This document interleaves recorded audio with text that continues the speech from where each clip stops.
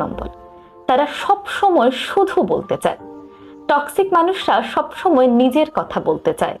অন্যের আবেগ বা অনুভূতিকে তারা খুব একটা গুরুত্ব দেয় না।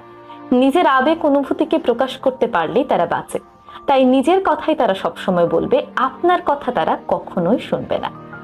2 নম্বর, এরা সব সময় সবকিছুতে নেতিবাচকতা খুঁজবে।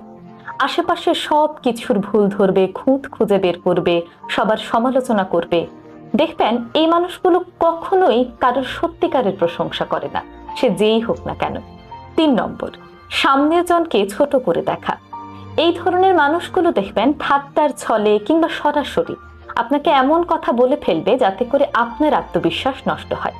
আপনি ভালো কোনো কাজ করলেও এরা প্রশংসা তো দূরে থাক, বরং সেই কাজের সমালোচনা করে আপনাকে প্রশ্ন করতে বাধ্য করবে, আসলেই কি আপনি এতটা খারাপ, কিংবা আসলেই কি আপনি কখনোই সফল হতে পারবেন।